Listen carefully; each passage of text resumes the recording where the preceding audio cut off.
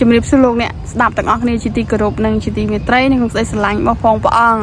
ចាសម្រាប់คลิปវីដេអូយប់នេះណាលោកអ្នកខ្ញុំចង់លើកទឹកចិត្តចំពោះបងប្អូនប្រុសស្រីមួយចំនួនណាចាដែលទទួលជឿព្រះយេស៊ូវហើយប៉ុន្តែដូចក្នុងព្រះគម្ពីរនិយាយចឹងថាត្រជាក់មិនត្រជាក់ក្តៅមិនក្តៅណាចាបលែមបឡំណាភាសាបលែមបឡំហ្នឹងវាអាក្រក់ពេកក៏ប៉ុន្តែពិតប្រកបដល់អ្នកការពិតសម្រាប់បុគ្គលខ្លះមិនថាអ្នកដឹកនាំមិនថាពួកជំនុំទេចាគឺឲ្យថាពេលចូលចាពេលគេសាសនាយើងសាសនាគេដែរអញ្ចឹងណាចាកាត់ស្រ័យព្រះបន្ទូលគាត់ថាអត់អីទេអញ្ចឹងណាលោកអ្នកចាអញ្ចឹងសម្រាប់អ្នកដឹកនាំក្តីសម្រាប់បងប្អូនដែលជឿព្រះយេស៊ូវចាសម្រាប់អ្នកក្នុងជំនឿក្តីចាសូមឲ្យក្តៅឲ្យប្រកាសជាក្តៅចាកុំក្តៅផងត្រជាក់ផងហេតុអីលោកអ្នកពួកព្រះអង្គចាព្រះអង្គយុត្តិធម៌លោកអ្នកចាព្រះអង្គអត់បណ្ដោយឲ្យរាជរបស់ផងព្រះអង្គដែលព្រះអង្គបានបង្កើតមកយើងបែរជាសុំកលុំហើយអាទង្វើរបស់យើងកាចសាហាវលោកអ្នកដែលយើងថាមាត់យើងនិយាយថាយើងគ្រីបបរិស័ទទេប៉ុន្តែយើងពលឹមចាអត់ធ្វើការអីអត់ច្បាស់លាស់ទេចាឲ្យដើរតបោកគេហើយនិយាយកាចសាហាវវាប្រមាថជីវិតគេសិតថាអានរੂអត់សាសនាចាដូចថារស់នៅដូចជាសម្ដីអាក្រក់លោកអ្នកសម្ដីដូចអាចចាសម្ដីដូចអាចក្នុងរឿងថៃយ៉ារឿងចិនគេហៅសម្ដីដូចអាចលោកអ្នកមានសម្ដីដូចជានៅរស់នៅក្នុងសង្គមគេដែរក្នុងផ្សារគេដែរចាប៉ុន្តែសម្ដីយើងឲ្យគេប៉ះឲ្យគេក្តៅកាហាយលោកអ្នកចាខ្ញុំគិតថាព្រះអង្គច្បាស់លាស់លោកអ្នកបទពិសោធន៍ខ្ញុំលោកអ្នកជីវិតបុគ្គលម្នាក់មុនមកដល់ពេលនេះខ្ញុំជឿចាស់ទុំទាំងអស់គ្នាក្នុងដីជំនឿក៏ដូចជាយុវជនយុវនារីចាខ្ញុំជឿជាក់ថាមកដល់អាយុប៉ុនខ្ញុំនេះចាស់ជំនឿប៉ុនខ្ញុំ10ឆ្នាំឬក៏20ឆ្នាំជាងខ្ញុំជឿជាក់ថាឆ្លងកាត់ទុកលំបាកមិនតិចចាក្នុងជំនឿចាមិនតិចទឹកភ្នែកក៏មិនតិចត្រូវគេមើងងាយត្រូវគេប្រមាថទាំងក្នុងអ្នកជឿដូចគ្នាចាស់ទុំដូចគ្នាចាយុវជនដូចគ្នាចាទាំងអ្នកអត់ជឿចាទាំងអ្នកដែលជឿហឹម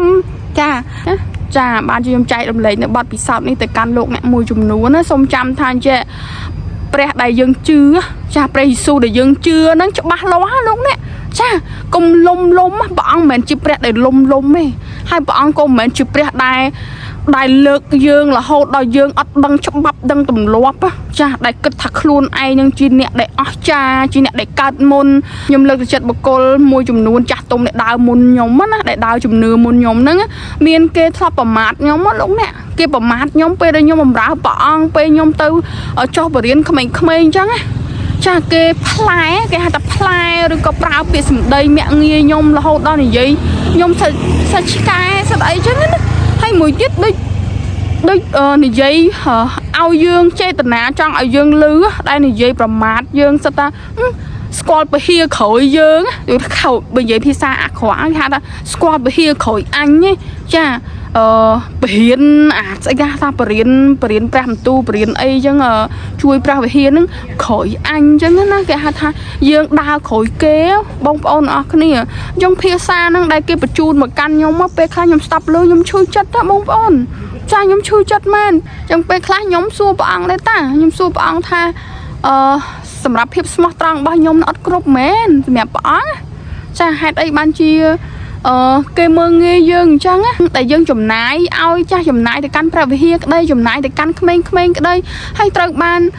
មនុស្សចាស់មើងងាយយើងអញ្ចឹងហើយជាងនេះទៅទៀតគឺគ្រីបបរិស័ទដូចគ្នាហើយអាការមើងងាយហ្នឹងអសតែគេនិយាយខ្សឹបឬដូចគេដៀលថ្មីពាក្យសម្ដីគ្រោកគ្រៀតមកកាន់យើងអញ្ចឹងពេលខ្លះខ្ញុំសួរព្រះអង្គថាព្រះអង្គមនុស្សអញ្ចឹងស័ក្តិសមនឹងរស់នៅផែនដីព្រះអង្គដែរពេលខ្លះខ្ញុំខឹងបងប្អូនព្រោះអីជីវិតយើង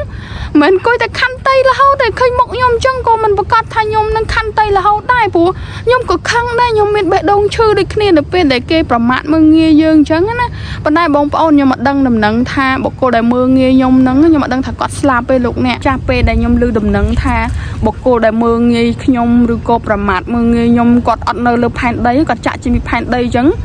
ខ្ញុំចាប់ផ្ដើមមានអារម្មណ៍ព្រឺព្រួចនឹងជំនឿនឹងជឿជាក់ទៅលើភាពស្មោះត្រង់របស់ព្រះអង្គ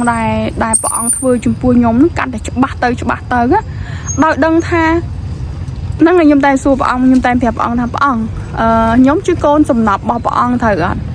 មិនក៏ព្រះអង្គអនុញ្ញាតឲ្យមនុស្សមកមើងងាយខ្ញុំអញ្ចឹងបើខ្ញុំជាកូនសំណប់របស់ព្រះអង្គត្រូវធ្វើកិច្ចការអីមួយសម្រាប់បុគ្គលនឹងឲ្យភ្លឺភ្នែកចាខ្ញុំជម្រាបលាលោកអ្នកប៉ុណ្ណឹងចាស់ទូនេះគឺចំណុចសំខាន់ខ្ញុំចង់និយាយចឹងថាជីវិតយើងពិតជាជឿជាក់ហើយប៉ុន្តែកុំជឿជាក់លើនៅទង្វើអាក្រក់របស់ខ្លួនឯងរហូតដល់បណ្ដោយឲ្យបបោមាត់ខ្លួនឯងនឹងដើរសម្លាប់ពលឹងគេដឹងខ្លួនភ្នែកយើងនឹងក៏ដូចគ្នាខួរក្បាលយើងនឹងក៏ដូចគ្នាដៃជើងយើងក៏ដូចគ្នាឲ្យមានគំនិតពិចារណាដែលក្នុងទំនុកអង្កើងប្រាប់ថាពេលដែលនៅក្បែរព្រះអង្គនឹងប្រទានគំនិតបញ្ញាយោបល់ចាឲ្យយើងចេះថ្លឹងថ្លែងចាឲ្យយើងចេះពិចារណាអញ្ចឹងកាលណាយើងនៅក្នុងព្រះអង្គចាប្រកាសជាចាបាទប្រកាសជាបាទចាកាលណាយើងបលែមបន្លំមិនប្រកាសទេលោកអ្នកចាព្រះអង្គយុត្តិធម៌ចានឹងចែករំលែកទៅកាន់បងប្អូនប្រុសស្រីរួមដូចជំនឿដូចគ្នាដែរសូមជឿជាក់បន្ថែមទៀតថាព្រះអង្គនៅខាងលោកអ្នកជាបុត្រីរបស់ផងព្រះអង្គមិនដោយឲ្យបុគ្គលណាមើងងាយលោកអ្នកនៅក្នុងស្ដីជំនឿនៅក្នុងការបម្រើទេអញ្ចឹងចូលបម្រើថែមទៀតលោកអ្នកចូលធ្វើថែមទៀតនៅក្នុងកិច្ចការរបស់ផងព្រះអង្គកុំអស់សង្ឃឹមទោះបីបើបុគ្គលនៅជុំវិញឬក៏អ្នកដឹកនាំឬក៏គេហៅថាអ្នកចាស់ទុំឬក៏អ្នកដែលដើរជំនឿចំនួនមុនមើងងាយលោកអ្នកក៏ដោយប៉ុន្តែលោកអ្នកត្រូវទៅមុខទៀតចាកុំអស់សង្ឃឹមចាព្រះយេស៊ូវគង់នៅជាមួយយើងពិតប្រាកដមែនព្រះអង្គជាព្រះដែលយុត្តិធម៌ហើយស្មោះត្រង់នឹងកូនរបស់ផងព្រះអង្គចាអរគុណចែករំលែកពីបទពិសោធន៍ប៉ុណ្ណឹងចាស់អរគុណចាស់សូមព្រះអង្គប្រទានពរណា